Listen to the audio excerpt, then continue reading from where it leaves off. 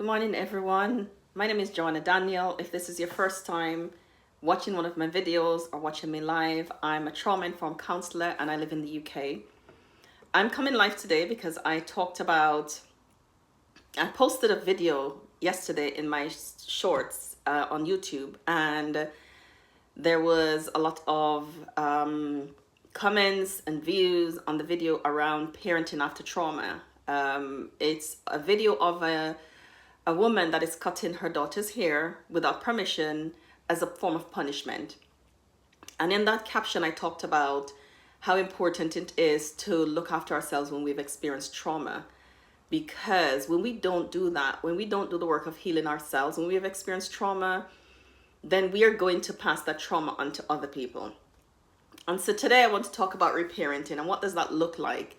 Not everybody sometimes can afford to go to therapy, or not everybody feels like they should go to therapy. Thank you so much for everybody that's coming on.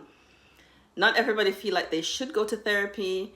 And so what's happened? What do we risk when we don't go to therapy, when we don't allow ourselves to be healed? What are the things that we risk? And some of the things that we risk are the relationships that we have with our children, with our romantic partners, the relationships that we risk, the relationship with ourselves. Really, we risk the opportunity of getting to know ourselves well enough. When we don't do therapy, when we don't allow ourselves to be healed. One of the things I know when people have experienced trauma, some of the things that they tell themselves is that I've forgiven, I've grown up now and I've forgiven, and as long as I've forgiven, then I'm okay. Or a lot of people feel like they can manage the impact of trauma on their lives, and so they don't feel the need to do any kind of work, get any kind of therapeutic support, because they feel like they can manage. We feel somehow that we can manage without support. And I think that video is a very good example of not managing, because what that demonstrates for me is somebody carrying on the abuse and the trauma that they receive. They're just passing it on to the next generation. They're passing it on to their children. She's passing it on to her children, to her child, to her daughter. And you could see the vacant look in this beautiful young girl's eyes as she has to endure that kind of punishment and shame. And so how do we do this work of reparenting? Once again, some people feel they don't have the skills to do it. And sometimes we miss how we are doing it, miss opportunities that when we're doing the reparenting work. So this morning, my daughter came to ask me a question. It's really early. It was about 7 a.m. this morning. I was downstairs working, and she had a question that she wanted to ask me. She woke up early and she came to find me. And as we were having the conversation, I was, something was happening at the same time for me, because I realized that when I was younger, I didn't have anybody to ask those kind of questions. My mother wasn't as available for me to ask those kind of questions, and perhaps she never had anyone that she could talk to about those kinds of things. And so there was a missed opportunity. I never knew how to ask those questions. There were things I had to figure out for myself. And because I had to figure them out for myself, I know that I didn't want my daughter to have to figure them out for herself. I wanted to give her those information. And if there were things that I missed, information that I didn't give her, I wanted to have the kind of relationship with her that she knew that she can come to me and we will talk about it, because she knows that she's going to get an honest answer, a thorough one. She's not going to be shamed ever.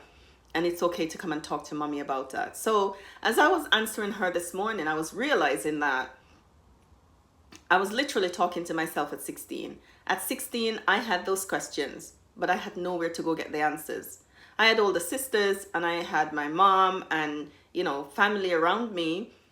But when you're not trained to have that kind of conversation, then you don't know how to have it. And I wasn't trained to have it, so I didn't know how to have it. But as I started having children in my 30s, I knew that I wanted to be the place for information. I wanted to be the go-to for information. And so talking to her was talking to myself. So that's one of the ways that we can reparent. As we seek to find ways to be a resource for our children, when you have children, that is. If you don't have any children, you can consider children that you work with, or cousins, or younger siblings, or friends' children, or children at church, or your colleagues' children, any child that you have access to. If you present yourself as a resource, and as you are answering questions, or as you are looking after or being with or playing with them, then it's almost like you're doing it for yourself as well. And if you become mindful of the things that you didn't have, so it's not become mindful like you're dwelling on it, but you're just aware. You have a deep awareness of yourself and the areas of neglect for you, the areas for you that were not met, the unmet needs that you had. And though you're not, again, dwelling on those unmet needs, you are just holding them in awareness, so you know that they're there. And as you are answering questions, and as you are providing resource and information, and as you're training the children, then you're doing it for you too. You're doing it for yourself at that age. One of the things that is really important when we're parenting after trauma to remember is that sometimes we can be triggered by the needs of our children, especially when they're in that phase of life and we have not dealt with our trauma. Their needs can trigger us. So, for example, the question my daughter asked me this morning could have been triggering for me if I hadn't done the work of healing, or the work of understanding that, or make the decision that I was going to be a resource, and I was going to answer questions, and I was going to answer them kindly, and I was going to show compassion, and I was going to be patient.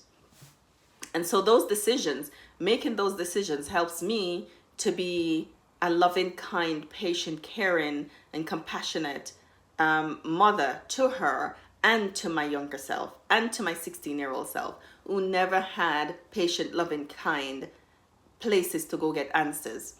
And maybe by then there were people that were around that I perhaps could have talked to.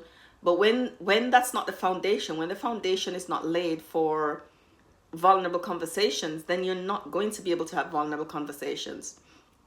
But as you're seeking to have them with the younger people around you, it's almost, once again, you're simultaneously doing it for yourself. You're ministering to yourself. You're answering questions for yourself. You're seeing yourself. You're meeting your own emotional needs as you're doing that. Because the memories for the child, for the 16-year-old you at that stage, the memories for the 14-year-old or 13-year-old, whatever age that your children are at now, or whatever age you feel the trauma happened most that needs addressing, whatever age that was, then it helps you understand. It helps you understand what was happening. It helps you to know how to answer. So when you're doing it with kindness, it's almost like you're overriding sometimes negative, harsh voices that spoke to you. When you're doing it in a soft, gentle tone, you're overriding the harsh tone that was spoken to you. When you're maintaining eye contact and you're smiling, you're overriding the memories of the harshness that was given to you. When you're meeting emotional needs and you're hugging, you're overriding the feeling of never being hugged and what that felt like for you. So as you're doing it and you're being intentional about it, you're creating memories for yourself to sit alongside the memories of the never being hugged, the never being told I love you, the soft voice that you never had spoken to you, or the judgmental, critical tone that was used to address you. As you meet the needs, it's also sitting alongside the fact that your needs weren't met. And because your needs weren't met, then you're doing this to meet their needs. And so now you have two memories to work with. And the beautiful thing about our brain is that when we can't focus on two things at once. So the memory of the harsh, critical, judgmental voice will always be there, but it's no longer going to be the loudest voice, the loudest memory, the loudest narrative running in the background, because now you're going to have some memories of you meeting your child's needs, or your friend's child's needs, or your godchild needs, or your siblings' needs, or your grandchild's needs. you have that memory as well that you can cherish and hold on to. So now you have two memories around the same event. And when you have two memories around the same event, what you can do when you're triggered, or when you're feeling loneliness, or when you're feeling like you're needing that kind of emotional connection and care and support, you can access either memory. And so one of the ways that reparenting can happen is that you access the memory for the resource that was pleasant and kind. So one of the ways to do that, to make it top of mind, is to just think about it, smile about it. Just as I answered my daughter this morning, after she left, I allowed myself to just be with the warm feeling of, wow, I was able to give her information that I never got. Nobody ever gave me. There was nobody around me to ask that kind of question. It's such a beautifully vulnerable question. It took courage to come and ask it, and to sit and listen for the result, and to hear the answer, and to go away with information and resource that's going to change her life, and helping her to formulate who she is as a woman. And I sat with that feeling, and I was just like, wow, that's amazing that you could do that when nobody did that for you, when nobody knew how to do that for you. And as I sat with that, I allowed myself to feel the feeling, the buzz, the feeling of warmth. I allow myself to feel what it felt like, to be with the feeling of what it felt like when I saw her eyes, how it lit up, and her face was pleasant, and her body language was relaxed. And I allowed myself to be comfortable with those feelings. And that's why I can come and do this now, because I never really thought about it before. I know sometimes that, we can be triggered by the needs of our children, but as I'm answering questions all the time, and today's not the only day, I'm answering tough questions all the time. I'm having tough conversations all the time. I'm having vulnerable conversations all the time. So it's not new, but for some reason this morning it caught my attention, maybe because of the type of questions that it was. So when you're thinking about yourself and the things that you experience in childhood, don't ignore them, because we can't, because the events that we experience that are emotional, they're stored in the brain, and so we will remember them, and they just come to our frontal lobe, whether we drag our memories or not, whether we do anything or not. They come to our frontal lobes, and when they come, as I said, if we have two resources that can meet that demand, that need that is coming up in our frontal lobe, then it will do us good to be able to resource ourselves with two experiences, one that might not be positive, but one that is positive.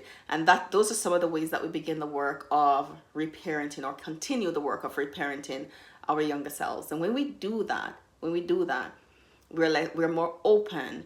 This is this place where courage is built, where resilience is built, resiliency around the wound, around the trauma that we experience is built, and those are necessary to change, to help, that will help to change our lives. Well, thank you for joining me today, or thank you for listening to this broadcast. I hope that you will join me again soon.